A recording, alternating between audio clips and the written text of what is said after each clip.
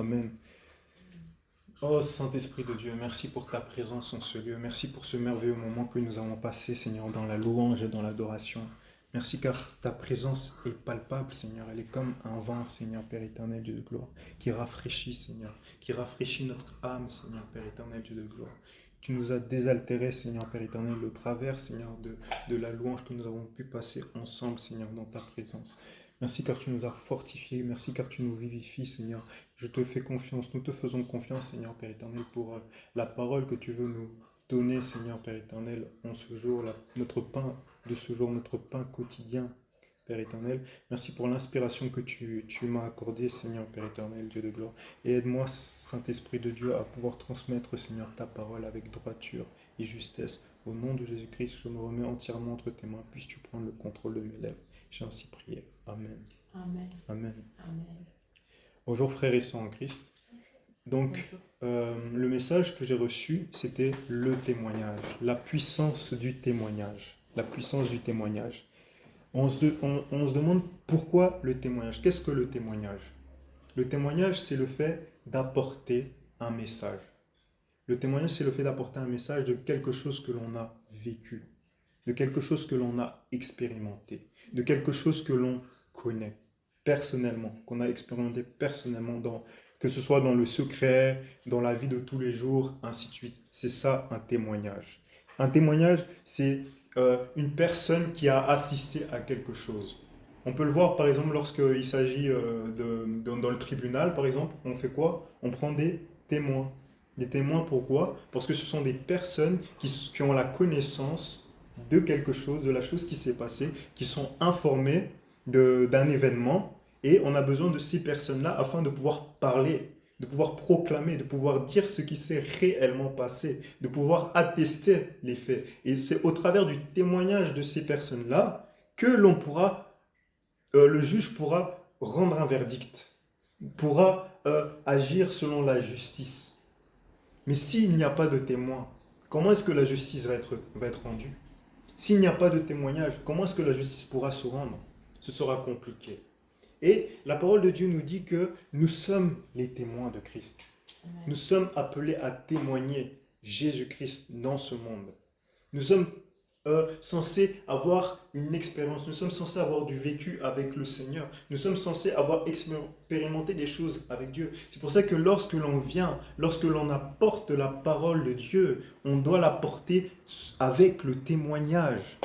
Et le témoignage, c'est quoi? C'est comme un bâton. Par exemple, moi qui fais de l'athlétisme, je connais la course de relais. La course de relais, c'est quoi? C'est qu'on a un bâton dans la main et que lorsque l'on court, on doit transmettre ce bâton à chaque personne, à chaque témoin, tout simplement. Chaque coureur est un porteur du témoignage. Le bâton, c'est le témoignage, c'est le témoin. On appelle ça le témoin. Et chaque personne se transmet le témoin. Mais si le témoignage tombe, la course s'arrête. S'il n'y a plus de témoignage, la course s'arrête, la course est terminée. Nous avons besoin du bâton, nous avons besoin du témoignage, nous avons besoin du témoignage dans la vie. Le monde a besoin de notre témoignage. Le monde a besoin de ton témoignage, de connaître ce que tu as vécu avec Christ. Si tu n'as pas de témoignage, comment le monde connaîtra-t-il Christ? Si tu laisses tomber le bâton, comment est-ce que le monde va recevoir la connaissance de Christ, la connaissance de notre Seigneur Jésus-Christ? Il est important de savoir, d'avoir son témoignage, de retenir, de se souvenir de tout ce que le Seigneur a fait dans ta vie, de tout ce que tu as expérimenté dans ta vie. N'oublie pas ton témoignage, ne laisse pas tomber ton témoignage, ne laisse pas tomber ton bâton parce que tu en as besoin. Tu as besoin de ton témoignage dans ta vie, tu as besoin de ton témoignage pour tout ce à quoi Dieu t'appelle à faire.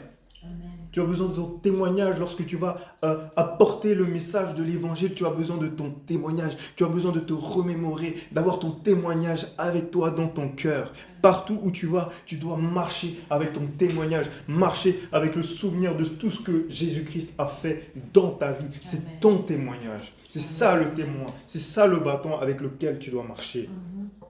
Ici, le thème de mon message repose et m'est venu tout simplement par rapport à Moïse. Par rapport à Moïse. Moïse avait un témoin. Moïse avait un bâton avec lui. Il avait son bâton. Et c'est avec ce bâton que Dieu va lui dire, qu'as-tu dans ta main? Dieu va lui poser la question, qu'est-ce que tu as dans ta main? Francesca, maman, qu'est-ce que vous avez dans votre main? Qu'est-ce que vous avez comme témoignage dans votre vie? Qu'as-tu? Qu'as-tu expérimenté avec moi? Qu'est-ce que tu as? Quel souvenir as-tu de moi? De que j'ai fait avec toi dans ta vie? Et après, Moïse va regarder, il va regarder dans sa main qu'est-ce qu'il a, qu'est-ce qu'il possède comme témoignage. Et le témoignage qu'il possède dans sa main, c'était le bâton. Et Dieu, qu'est-ce qu'il va dire? Dieu va lui dire, jette ce bâton. On va lire tout ça. Il va jeter le bâton. Qu'est-ce qu'il va expérimenter? Le bâton va se transformer en serpent. Des miracles. Il va expérimenter des miracles. Qu'est-ce que tu as vécu comme miracle dans ta vie? Qu'est-ce qui s'est passé dans ta vie? Tu as été guéri, tu as été délivré, tu vivais des combats, peut-être des personnes qui t'harcelaient dans le travail, dans le domaine du travail, peu importe. Et tu as expérimenté la main de Dieu, le miracle de Dieu dans ta vie. C'est ton témoin, c'est ton témoignage. Et Moïse avait ce témoignage. Dieu lui a dit, qu'as-tu dans ta main? Dieu utilise ce que tu as dans ta main pour accomplir les prodiges, pour accomplir des miracles. Dieu utilise toujours ton témoignage. Dieu utilise toujours ce que tu as dans ta main, ce qu'il t'a donné. Et Moïse avait le bâton, il a regardé, il a dit, bah, j'ai mon témoin, j'ai mon témoignage, j'ai mon bâton. Et il a lancé son bâton, il s'est transformé en serpent. Et il a dit, ça ce sera ton témoignage. Pourquoi? Parce que Moïse devait aller auprès du peuple d'Israël pour l'amener à revenir au Seigneur, ainsi de suite, et le délivrer de l'Égypte, les sortir de la captivité. Son témoignage devait les amener à sortir d'Égypte. Mais il a expérimenté un témoignage et Dieu lui a dit, ok, regarde, paf, ça tombe, ça se transforme en serpent. Et s'il ne croit même pas en ce témoignage-là, il lui a dit, mets ta main dans ton sein. Il a mis sa main dans son sein. Qu'est-ce qui s'est passé? Sa main s'est transformée en lèpre. Il a dit, s'ils ne croient pas au premier témoignage qui est le serpent, au moins ils croiront en celui-ci. Et s'ils ne croient toujours même pas en celui-ci, en ce témoignage encore que je t'ai donné avec ta main, ils croiront au témoignage de l'eau et du sang. Du sang. Excusez-moi, de l'eau qui va se transformer en sang, justement. Et ça, c'est quoi? Ça représente en fait Christ. Le sang de Jésus-Christ. La finalité, c'est le sang de Jésus-Christ. Les gens peuvent ne pas croire en ton témoignage, peuvent ne pas croire au premier témoignage que tu vas dire, ainsi de suite, etc. Mais il faut toujours faire les choses selon la conduite de l'Esprit et pousser sous le sang de Jésus-Christ. Il faut être couvert par le sang de Jésus-Christ. C'est très important. Lorsque tu vas témoigner, sois avec ton témoignage et ton bâton, et le sang de Jésus-Christ comme témoignage également. Le sacrifice de Jésus-Christ. C'est pourquoi nous allons... donc notre témoignage est notre témoin. C'est un témoin, j'ai dit ça. Et nous allons ouvrir la Bible dans Exode 4, 2, 17. 2 à 17. 4, 2 à 17.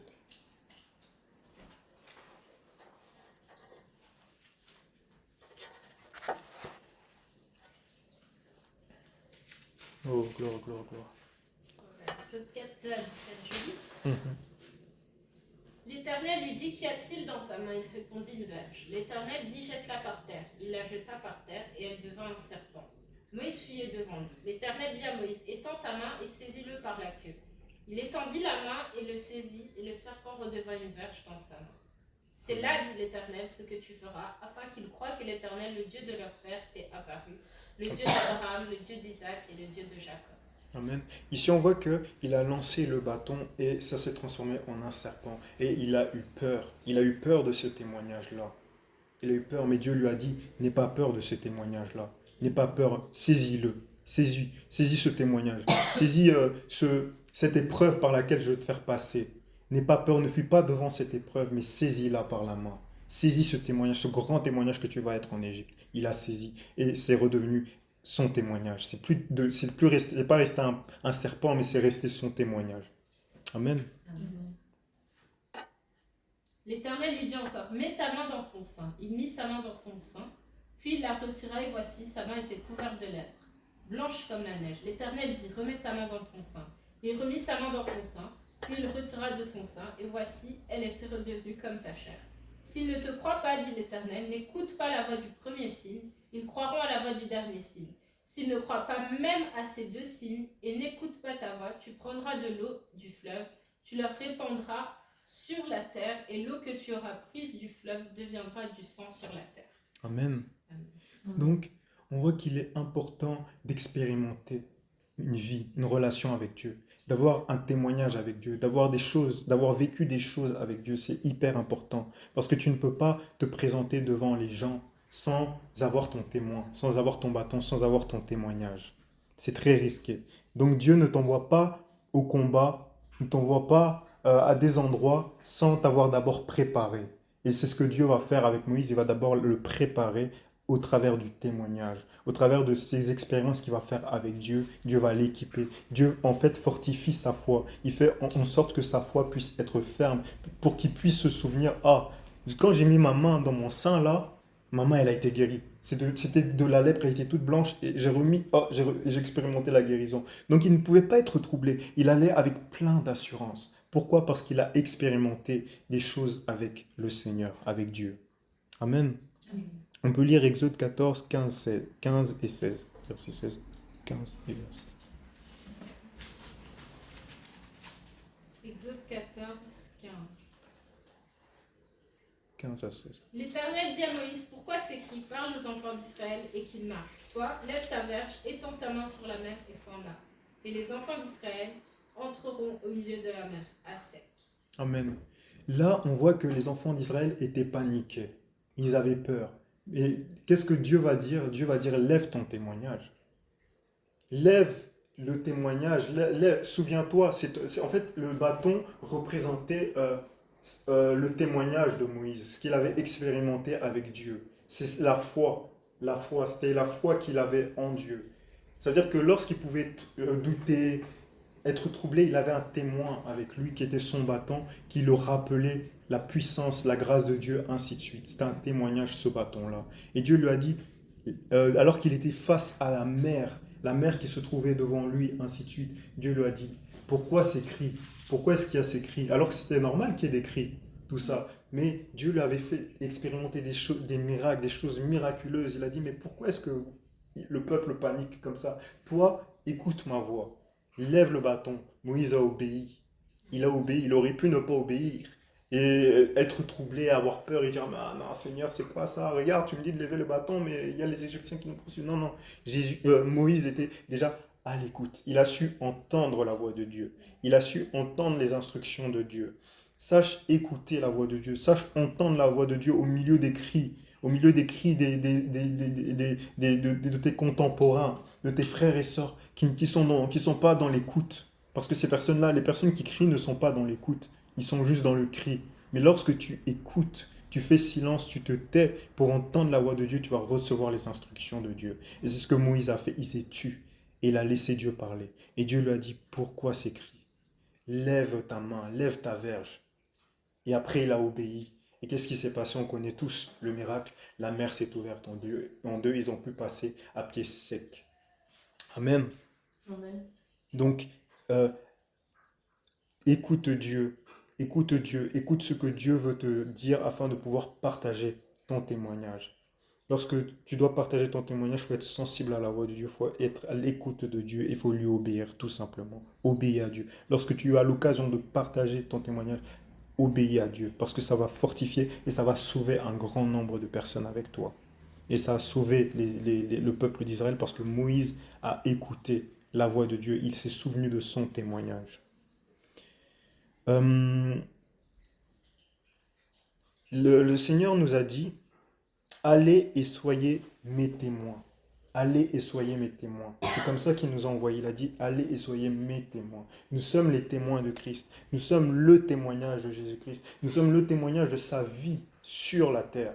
Nous sommes le témoignage de son ministère sur la terre. Jésus-Christ, pendant 3 ans, il exerçait un ministère puissant. Et nous sommes le fruit de ce ministère. Nous sommes le témoignage de ce ministère. Nous sommes le témoignage des apôtres, du travail des apôtres, ainsi de suite.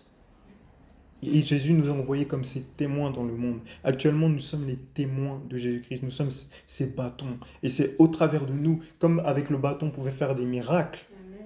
avec nous aussi, Dieu peut faire des miracles. Dieu peut faire des prodiges. Pourquoi? Parce que nous sommes des bâtons, nous sommes des verges de Christ. Nous sommes des témoins de Jésus-Christ. Amen. Oh, on peut lire Apocalypse 12, 11.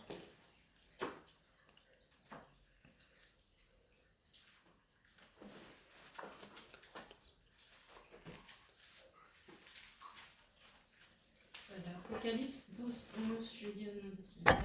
Amen. Ils l'ont vaincu à cause du sang de l'agneau et à cause de la parole de leur témoignage. Et ils n'ont pas aimé leur vie jusqu'à craindre la mort. Amen. Amen. On l'a vaincu à cause du sang de l'agneau et de la parole de notre témoignage. Amen.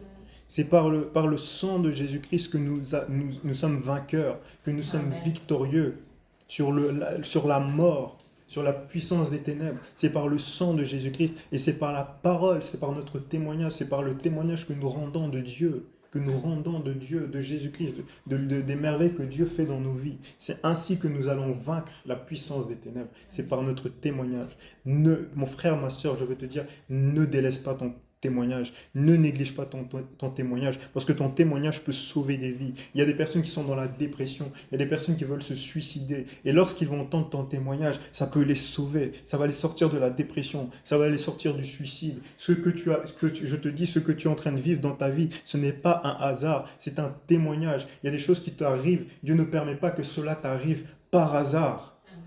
Il y a des choses qui t'arrivent, c'est parce que tu dois passer par là afin de pouvoir rendre témoignage et pouvoir sauver un grand nombre de personnes. Qui peut mieux comprendre une personne qui est orpheline, si ce n'est quelqu'un qui a perdu ses parents? Qui peut mieux comprendre le fait d'avoir, imaginons, une maladie chronique, par exemple, ainsi de suite, qu'une personne qui l'a et qui a été guéri, et qui a un témoignage. Vous comprenez? Dieu permet que des choses nous arrivent. Ça me fait penser justement à Job. Job qui est passé par des difficultés. Dieu permet parfois que les choses puissent nous arriver, parce qu'après on aura un grand témoignage. Et Job est un grand témoignage qui nous bénit jusqu'à ce temps-ci actuellement. Il y a des personnes qui sont en train de se plaindre, on leur dit, lis seulement Job. Ces personnes vont lire Job, ils seront waouh. Ils vont dire, je ne suis même pas passé par ce que cet homme-là a vécu. Vous comprenez? Personne ne peut se lamenter. Personne ne peut dire, ah, je suis trop malheureux, je suis trop malheureux. Ouvre ta Bible, tu verras, il y a Job, il y a des personnages dans la Bible qui ont vécu des choses intensives. Pourtant, ce sont des serviteurs, des enfants de Dieu, des personnes que Dieu aime énormément. Mais ils ont vécu ces choses parce que c'est un témoignage. Ça a servi de témoignage pour sauver le plus grand nombre. Jésus-Christ a dû passer par la croix, a dû souffrir à la croix. Pourquoi? Parce que c'est un témoignage de l'amour de Dieu afin de sauver le plus grand nombre. Sans le témoignage de la croix, point de salut. Il fallait que Jésus passe par là. Il fallait qu'il y ait ce témoignage, que ce soit prêché à toutes les nations, à toute la création. Que le Fils de Dieu est mort à la croix pour nous, pour nos péchés. Afin de sauver un grand nombre de personnes. Le roi David a vaincu Goliath grâce à son témoignage. Le roi David, je le répète, a vaincu Goliath grâce à son témoignage. David avait un témoignage. David avait une intimité avec Dieu. David avait une relation avec Dieu. David avait une vie, une consécration avec Dieu. Lorsque David était mis de côté par son père, par ses frères, ainsi de suite, et qui gardait les moutons, il était dans la louange, il était dans l'adoration, il était dans la prière avec Dieu, il communiquait avec Dieu. Et il a combattu le lion, l'ours, et il les a vaincus. Et ça, c'était son témoignage. C'était le témoignage qu'il avait. Et on va voir que lorsque Goliath va s'avancer vers lui, Goliath va commencer à insulter le nom de l'Éternel, du Dieu d'Israël. Qu'est-ce que David va dire?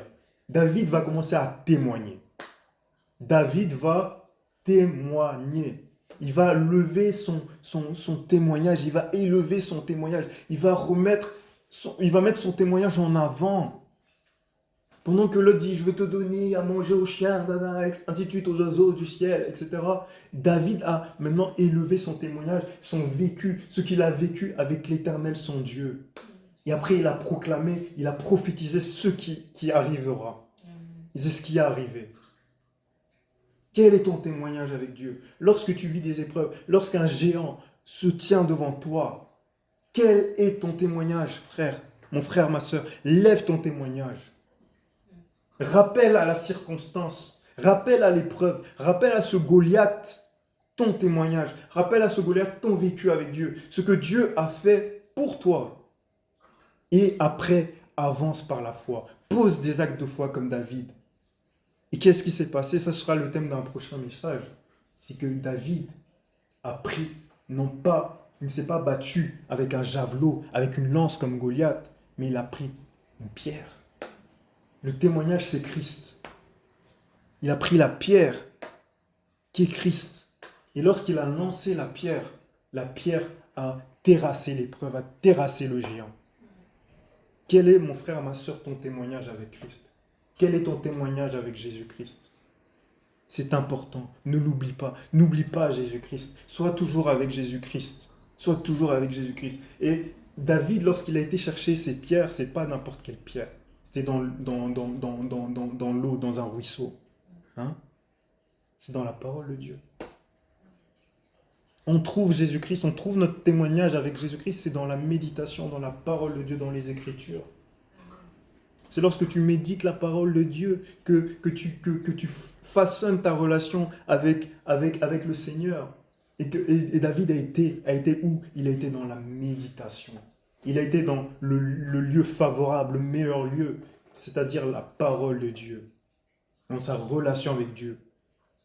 Et il a pris Christ avec lui, il a ramené Christ avec lui. Il a ramené son témoignage, son témoin fidèle, le témoin fidèle on l'appelle.